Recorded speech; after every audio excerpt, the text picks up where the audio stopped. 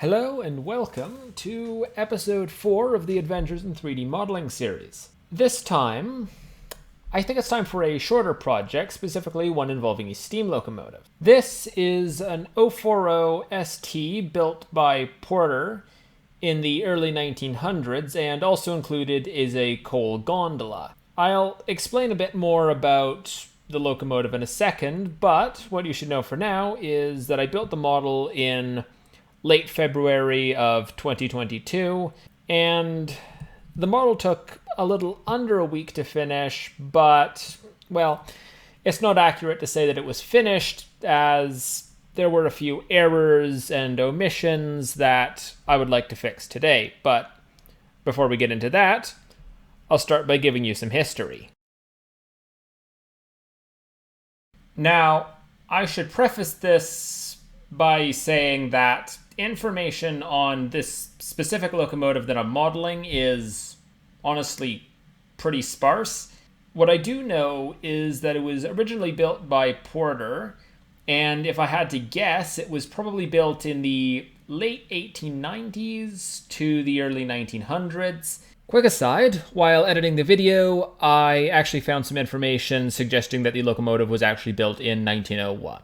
The locomotive model that I've created has a sort of rough dimensions of 17 foot 5 inches long, 7 feet wide, and 10 foot 1.5 inches tall. But I don't know if that's entirely accurate for the locomotive, as I don't have any sort of schematics or measurements to take from it. I basically just estimated that from pictures. What I do know for sure is that it was a standard gauge locomotive, which is 4 foot 8.5 inch gauge, and that is kind of unusual considering the size of the locomotive, since something the size of the locomotive you'd expect to be narrow gauge or something. From what I can tell, it worked for the Crow's Nest Pass Coal and Coke Company at Fernie, British Columbia. It appears to have been called Crow's Nest Pass Coal and Coke number 1, which I'll abbreviate to CNP, as that seems to have been the general abbreviation used by them. This seems to match up with another CNP steam engine that is currently on display at Heritage Park in Calgary, Alberta. CNP number 3 is a narrow gauge locomotive that was used at the coal mine at Michelle, British Columbia, which is fairly close by to Fernie. It was used on the surface for shunting mine carts that had been brought up by the compressed air locomotives actually going into the mine.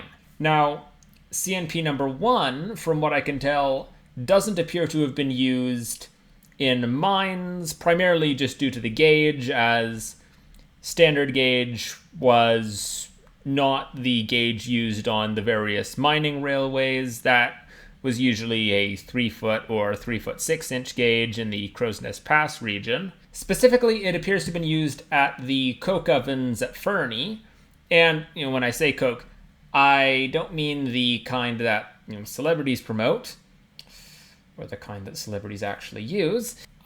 Basically, coke is just coal burned in the absence of oxygen, or at least that just seems to be a really simple explanation for it. I don't really know too much about the process. But what I do know is that it requires specialized ovens to produce, and it seems that in some cases, in order to load the ovens, rails were placed on top of the furnaces, and small little trains would run on top of them to carry coal around. And one such place in which this method was used was Fernie. And this is where the gondola comes in, as the gondola would be used to carry coal from some sort of loading area to the actual coke ovens, and the chutes on the side would be used to deliver coal to the ovens. Based on what I know about other mines of the era, I suspect that the gondolas were built by the company themselves, since apparently in many cases, building stuff themselves was often cheaper than, having stuff built for them by other companies. Now, going back to it, I don't actually know much about the locomotive's history. Now, through my various research online, I was able to find two photographs showing sort of small tank engines at the Fernie coke ovens. One is from 1905, showing a locomotive very similar to CNP number 1, although it's kind of hard to make out, just due to the difference. Though, based on the size of the cab, which is much larger than the one we see on the modern-day CNP number 1, I would suspect that this one was a 042, simply because that would be a lot of weight to be sort of leaving unsupported. And that makes me think that that possibly isn't CNP number 1, or if it is, it's a very heavily modified one. And in addition, the gondolas appear to have ladders that aren't on the gondola that I've modeled.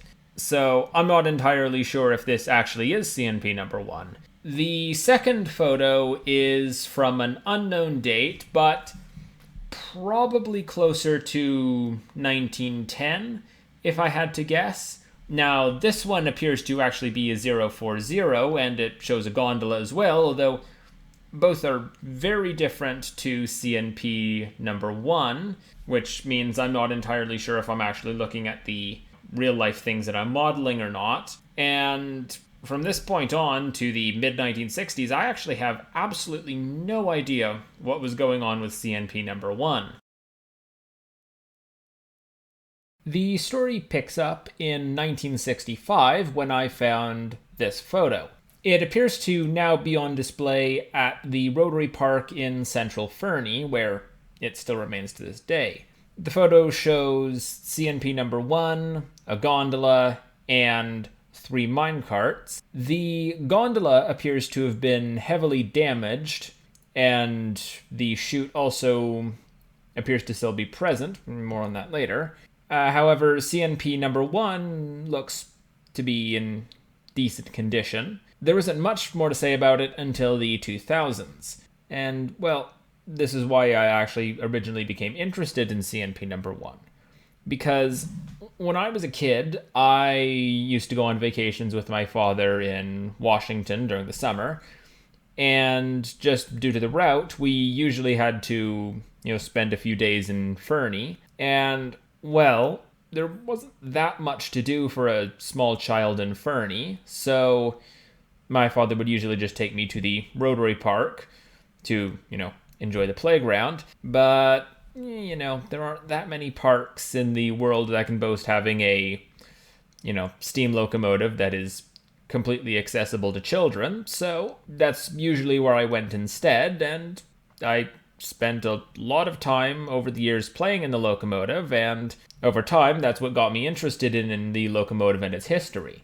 The display has been changed a bit over the years. The gondola appears to have been fixed, which is good, and the minecarts have been moved, I think, to a visitor center just outside of the town. There is a little bit of a less happy note to the story, as the locomotive appears to have been largely pulled apart by, it seems, the local government in order to try and child-proof the locomotive, which frankly seems a bit pointless to me. I mean, as someone who actually played in the thing as a kid, the thing's pretty safe, and to be honest, I didn't hurt myself. It's it's not like we're in a third world country. If little Timmy manages to hurt himself, it's not like he's just guaranteed to die. So yeah, I mean, various parts have been pulled off the locomotive, and the gondola and the chutes are gone. They've put a bunch of little prison bars over the windows of the cab. A lot of the just various details on the locomotive have been pulled off, and frankly, it just seems really stupid to me. Just trying to childproof this thing and completely ruining it in the process, but, well, whatever. Let's get on with the model and something happier. Now that the history bit is over, I'll start discussing what I need to actually do to get the project finished. First, I realized that I had made a mistake when I was designing the piston assembly.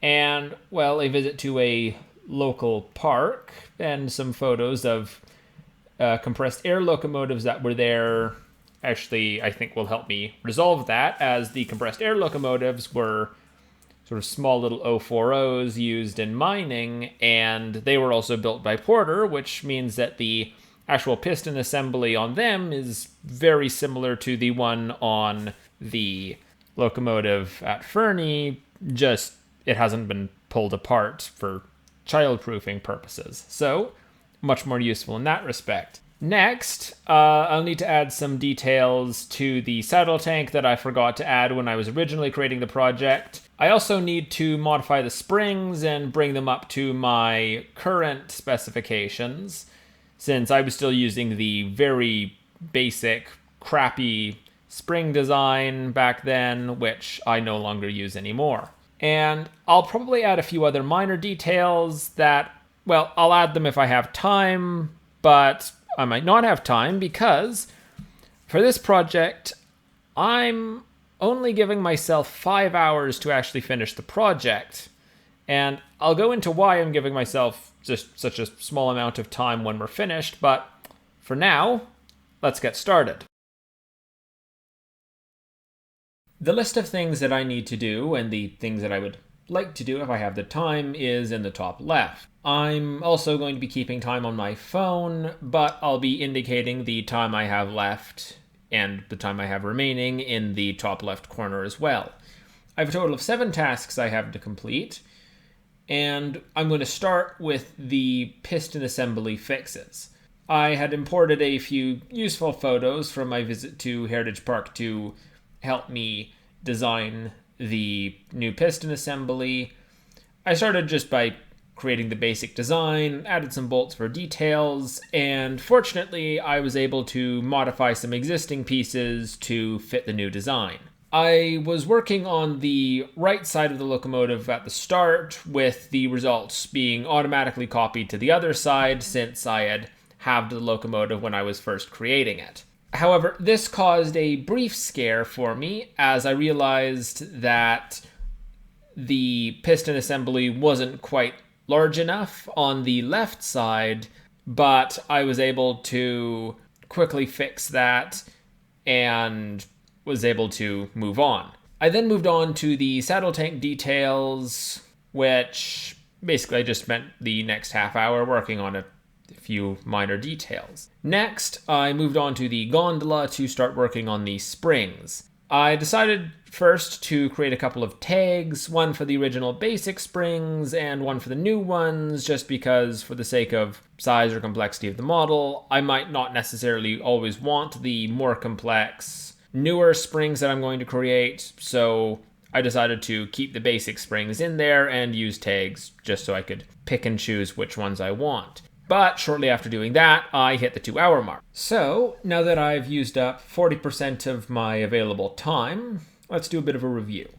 So I've made all right progress overall. I've finished 2 of the 7 tasks that I would like to get finished, but that's not so bad as 2 of the 3 mandatory tasks that I need to get done in order to call the model complete are completed.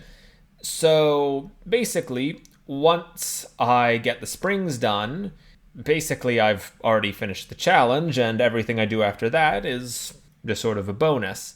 Speaking of which, let's move on to the springs. The springs turned out to be surprisingly easy, as I think I was sort of basing my expectations off of the sea liner from a few episodes back, but turns out that now that I know how to do a spring properly, it actually doesn't take very much time.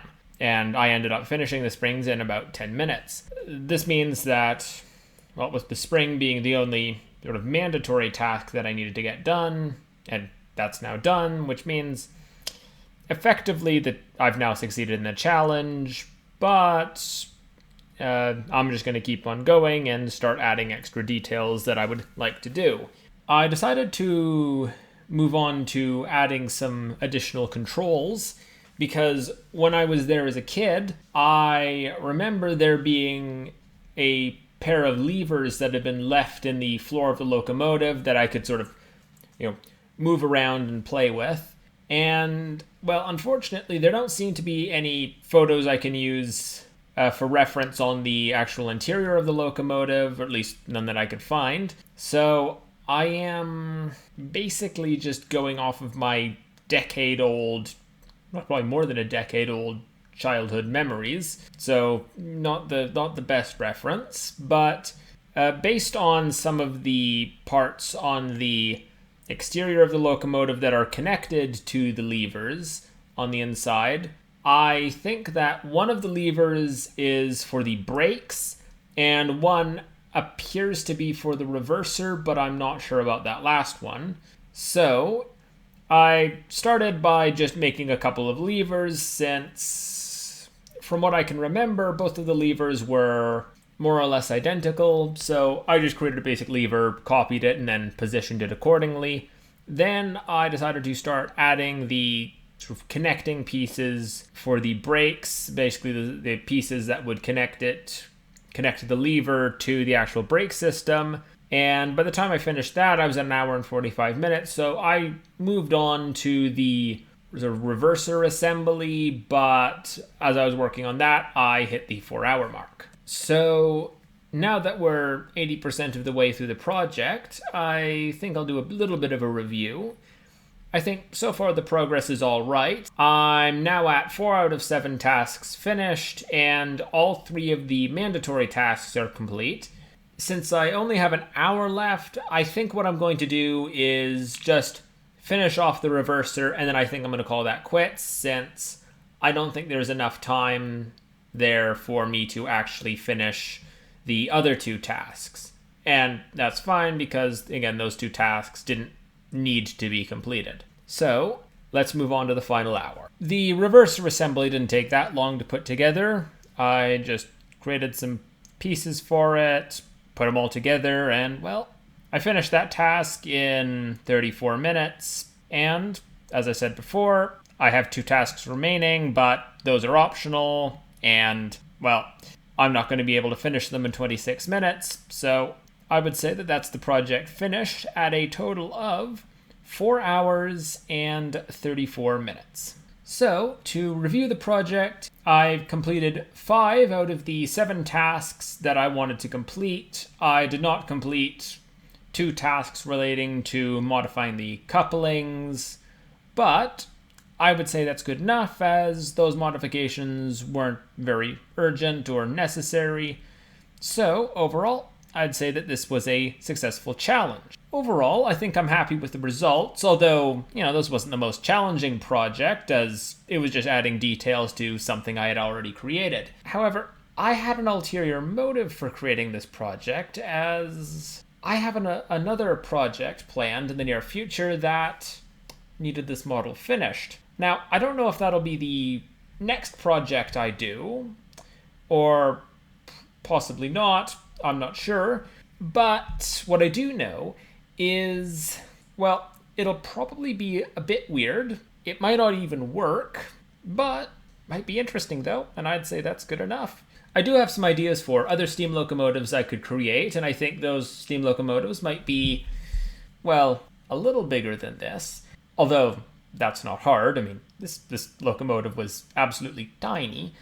But I will say, I have plans for locomotives bigger than this, potentially much bigger than that, but that's all I'm going to say on it for now. In fact, that's all I'm going to say for this episode, as we've come to the end. So, thanks for watching, and goodbye.